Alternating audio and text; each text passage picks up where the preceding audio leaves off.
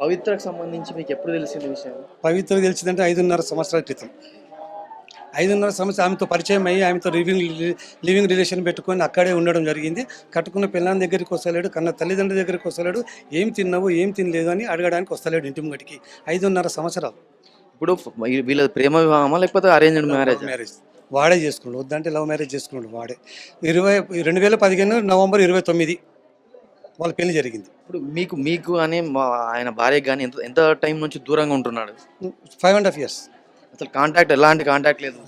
4 సంవత్సరాలు మంచిగా ఉన్నారు. దాని తర్వాత ఇప్పుడు ఆయన 2 పిల్లలు ఉన్నారు కదా, కనీసం పిల్లల్ని కూడా చూడడానికి రాలేదు. రాడు. అసలు మీరు అమ్మ నాన్న ఎట్లా ఉన్నారని కూడా ఇప్పుడు ఏ రోజు అడగలేదు అసలు.